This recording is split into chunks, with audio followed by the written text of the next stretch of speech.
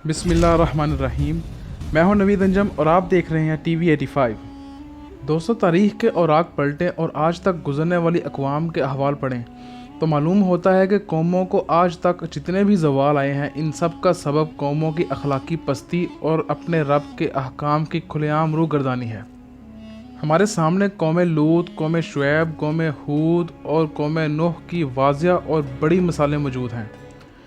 अरशाद बारी ताला है कि ए ईमान वालो, यहूद व नसारा को दोस्त मत बनाओ, वो आपस में एक दूसरे के दोस्त हैं और तुम में से जो कोई इनसे दोस्ती रखेगा वो उन्हीं में से होगा।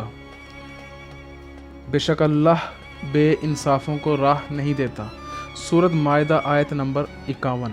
इस बात से किसी मुसलमान के जहन में कोई शक नहीं कि रुए ज़मीन पे मुसलमानों के सबसे बड़े दुश्मन यहूद हैं, क्योंकि इनका मानना है कि बनी इसराइल ही वो वाहिद कौम है जो सबसे अफजल है और अरब मुसलमानों की वजह से इनकी ये बरतरी अल्लाह के यहाँ मसदूद हुई है, जबकि वो इनकी अपनी कारस्तानियाँ और नाफरमानियाँ थीं। इन्होंने बाकायदा शैतानियत इख्तियार कर ली और उनमें से बाकायदा आज भी शैतान को पूजते हैं, जो फ्री मैसन या एलुमिनाती कहलाते हैं। इनके नज़दीक दुनिया में जीने का हक़ सिर्फ इन्हीं को है, क्योंकि वो सबसे अफजल हैं। अपने घनौने अज़ाइम को अमली जामा पहनाने के लिए ये लोग बरसों से कोशां हैं और दुनिया भर की अक़वाम में फूट डलवा कर अमन तबाह करने में पेश रहे हैं। इराक़, शाम, लीबिया का हाल आपके सामने है। आइए बात करते हैं इनके शैतानी हथकंडों में से एक ऐसे हथकंडे की जिसने पूरी दुनिया को हैरत में डाल रखा है। इन्होंने 1987 में एक मुख्तसर कार्टून ट्रेसी उलमैन शो के नाम से एक प्रोग्राम की बुनियाद रखी और फॉक्स ब्रॉडकास्टिंग के तवसत से 1989 को क्रिसमस स्पेशल के तौर पर इसका आगाज़ किया। फिर जनवरी 1990 में यह बाकायदा नशर हुआ। सिम्पसन्स कार्टून का बानी मैथ्यू अब्राहम ग्रोनिंग, जो कि एक यहूदी और फ्री मैसन जैसी शैतानी तंजीम का बड़ा पक्का और पुराना अलाकार है। आइए इसके मुख्तलिफ कार्टून्स में दिखाई जाने वाली चंद पेशनगोइयों पर नज़र डालते हैं, जिनमें से कुछ 2019 और 2020 तक पूरी हो चुकी हैं और कुछ बाकी हैं। 1990 में मैथ्यू ग्रोनिंग ने अपने कार्टून में दिखाया था कि सिम्पसन्स का बेटा एक 3 आँख वाली मछली पकड़ता है, जो कि साथ रहने वाले साहिल पर मछेरे से मालूम होता है कि पीछे न्यूक्लियर प्लांट का जो फुजला या फासल मादे को इसी दरिया में स्टोर किया जाता है या डाला जाता है, और इस दरिया में रहने वाली मछली यही फासल मादे खाती है। और फिर 20 साल बाद अर्जेंटाइन में ठीक वैसा ही होता है कि दरिया से 3 आँख वाली मछली पकड़ी जाती है, जिस दरिया के पीछे न्यूक्लियर प्लांट होता है, और इसके फाजल मादे इसी दरिया में बहते हैं और दरिया में रहने वाली मछलियाँ वही खाती हैं। क्या ही तअज्जुब है, 20 साल पहले दिखाई जाने वाली कार्टूनी तस्वीर बिल्कुल इसी अंदाज से दुनिया में नमूदार होती है। फिर 1994 में इसी कार्टून की एक किस्त में दिखाया जाता है कि एक औरत स्कूल में बच्चों को लंच फराहम कर रही है, जो कि उसी स्कूल में काम करती है जिस स्कूल में सिम्पसन्स के बच्चे पढ़ते हैं। वो औरत बच्चों को गोश्त पेश करती है और वो मज़े से खाते हैं। जिस ड्रम से वो लेडी गोश्त उठाती है उस पर लिखा होता है हॉर्स मीट, यानी घोड़ों का गोश्त, और पूछने पर वो आस्था आवाज़ में कहती है कि ये हॉर्स मीट यानी इसके पार्ट्स हैं। और फिर 1999 में सेम वैसी ही सूरत हाल सामने आती है, जब आयरन के फूड अथॉरिटी के एक ग्रुप ने एक स्कूल के कैफ़े पे छापा मारा और बरामद होने वाले गोश्त की रिपोर्ट के मुताबिक गोश्त का डीएनए घोड़े के डीएनए से मैच कर रहा था। इसी तरह अमेरिका के सदारती इंतखाबात को कार्टून में दिखाया जाता है कि ट्रंप अपनी सदारती तकरीर कर रहा है, और फिर 2016 में सबने देखा कि ट्रंप अमेरिका का अगला सदर मुंतखब हो जाता है। ये कैसा इत्तेफाक है कि कार्टून में जो कुछ दिखाया जाता है वो कुछ अरसे बाद मानोवन वैसे ही हकीकत बनकर सामने आ जाता है। बात यहीं ख़त्म नहीं हो जाती। सिम्पसन्स कार्टून में दिखाए जाने वाले 2002 में एक और हैरत अंगेज़ एपिसोड, जिसमें सऊदी किंग और मिस्र के अल-सीसी और ट्रंप तीनों मुश्तरका एक गोल बॉल पर हाथ रखकर किसी सुमित का इफ्तिताह या इस बटन को एक्टिव करते दिखाए गए हैं। और तअज्जुब की बात कि 2017 में यानी 15 साल बाद दुनिया ने मनोवन वही कार्टूनी तस्वीर हकीकत में देखी, और माअजुबा तो ये कि कार्टून में दिखाई गई पोजीशन भी हकीकत में वैसी ही थी। अब बात करते हैं कोरोना वायरस की, जिसके बारे में इस कार्टून ने 1993 में ही पेशनगोई कर दी थी। 1993 में सिम्पसन्स कार्टून में दिखाया गया कि जापान के इलाके ओसाका की एक फैक्ट्री में 2 वर्कर किसी बीमारी की वजह से पार्सल बंद करते वक्त खांसते हैं और छींक से बीमारी के वायरस इस पार्सल में गिर जाते हैं। पार्सल बंद करके चाइना और फिर अमेरिका शिप किया जाता है। امریکہ میں پارسل کھولنے پر وہ وائرس باہر نکلتا ہے اور وہاں پہ لوگوں کو افیکٹ کرتا ہے، اور یوں 1 سے 2، 2 سے 4 یہ بیماری پھیلنے لگتی ہے۔ اس وائرس کے بارے میں خبروں میں بتایا جاتا ہے، اور سین میں اس کو اوساکا فلو اور ساتھ میں کرونا وائرس کی بیلٹ چلا دی جاتی ہے، اور آج دنیا کرونا وائرس کا وہ جان لیوا تجربہ دیکھ رہی ہے جو چائنا سے شروع ہوا اور پوری دنیا میں پھیل گیا۔ حیرانی کی بات یہ ہے کہ اگر یہ آسمانی بلا ہے تو اس کی اطلاع یہودی زائنسٹ کو کیسے مل جاتی ہے، جس کو وہ اپنے کارٹون میں دکھا کر ظاہر کر دیتے ہیں۔ یہی وہ سوال اور تعجب بھرا نقطہ ہے جو عقل کو حیران اور پریشان کر کے رکھ دیتا ہے۔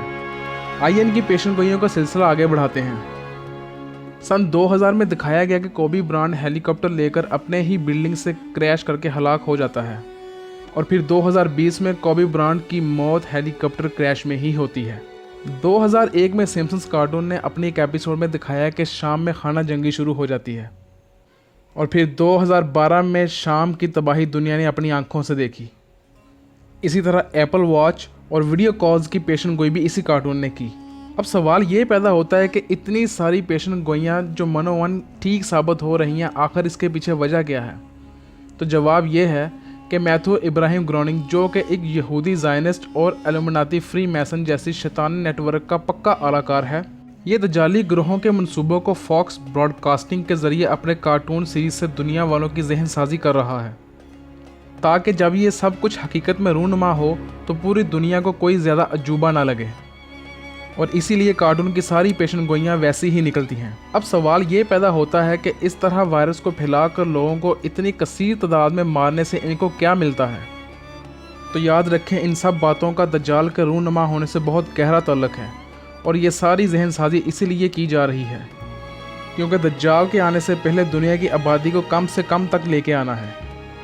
اتنے سارے ممالک اور اتنے زیادہ لوگوں سے جنگ کرنا ان کے بس کی بات نہیں، لہٰذا یہ شیطانی حربے استعمال کر رہے ہیں۔ کرونا وائرس سے پہلے پولیو کا وائرس یا افریقہ میں پھیلایا جانے والا ایبولا وائرس، یہ ساری اسی تنظیم کے منصوبے ہیں۔ صرف یہی نہیں بلکہ مختلف ممالک میں خانہ جنگی پیدا کرنا بھی انہی کے کرندوں کا ہاتھ ہے۔ کرونا وائرس کا تجربہ چائنا میں کرنے کا مقصد صرف چائنا کی زیادہ آبادی ہے، اور ان کے اندازے کے مطابق چائنا میں یہ مہم کامیاب ہونے کی صورت میں یہ وبا نہایت تیزی سے پھیلے گی اور بہت ساری انسانی اموات کا سبب بنے گی، اور ان کا یہ تیر بھی ٹھیک نشانے پر لگا، اور ان کی توقعات سے بڑھ کر یہ نتائج دینے لگا، اور یوں آج پوری دنیا تقریباً اس وائرس کی لپیٹ میں ہے۔ یاد رکھیں کہ کسی بھی قسم کے وائرس کا موجد دنیا پوری میں کوئی بھی کبھی بھی کوئی انسان نہیں ہو سکتا، بلکہ یہ ساری مخلوق رب کائنات جل شانہ نے تخلیق فرمائی ہے، اور ان میں وائرس کی سپیس بھی ہے، بس اس کے وجود کو ایکٹیو کیا جا سکتا ہے، اور یہ انسان اپنی محنت اور ریسرچ ورک سے کر سکتا ہے، اور یوں اس کو مارنے یا ختم کرنے کا کوئی بھی انسان متحمل نہیں ہو سکتا، بس اس کے جسم کو ڈورمنٹ کیا جا سکتا ہے، اور یہی کام کسی بھی قسم کے وائرس کو ختم کرانے کے لیے بطور ویکسین استعمال میں لائی جانے والی ادویات کا ہوتا ہے۔ یہ بات تو اٹل ہے کہ دجال نے نمودار ہونا ہے اور اس دنیا میں 40 دن تک قیام کرنا ہے، اور اپنے آقا یعنی شیطان کی سرپرستی میں ایمان والوں کو گمراہ کرنا ہے، کیونکہ شیطان نے اللہ سبحانہ تعالیٰ سے اسی چیز کے لیے تو مہلت مانگی تھی کہ جس آدم کو سجدہ نہ کرنے کی پاداش میں اس کو ملعون ٹھہرایا گیا تھا، تو اب میں اے اللہ تیرے ان بندوں کو گمراہ کر کے رہوں گا۔ اور مومنین کو گمراہ کرنے کا شیطانی حربہ، اور یہ بہت بڑا اور آخری ہتھیار ہے، اور اس عظیم فتنہ سے جس سے بہت بڑی تعداد میں لوگ کمزور ایمان کی وجہ سے گمراہ بھی ہو جائیں گے۔ اب بطور مسلمان ہمیں کرنا یہ چاہیے کہ ہم اللہ کے حضور استغفار کی کثرت، اپنے گناہوں کی بخشش اور اپنے ایمان کی حفاظت اللہ کی نصرت کے ذریعے صبر و صلات کے ساتھ مانگنی چاہیے، کیونکہ یاد رکھیں اللہ سبحانہ تعالیٰ نے سورہ سجدہ میں کھل کر بیان کیا ہے کہ اور البتہ ہم ضرور چکھائیں گے ہلکا یا چھوٹے عذاب بڑے عذاب کے علاوہ کہ شاید وہ لوٹ آئیں۔ اس کا مفہوم کچھ اس طرح سے ہے، تو اگر اب بھی ہم نہ سنبھلیں، اب کے بھی اگر ہم نہ لوٹیں اللہ کی طرف، تو پھر ہماری فلاح ممکن نہیں۔ باطل کو تو مٹنا ہی ہے، بس ایک حق ہی زندہ رہنے والا ہے۔ ہمیں ہر نماز کے بعد اللہ سبحانہ تعالیٰ سے یہ دعا کرنی چاہیے کہ اللہ پاک ہمیں دجال کے فتنہ سے محفوظ فرمائے اور ہماری حفاظت فرمائے اور ہماری آنے والی نسلوں کی حفاظت فرمائے۔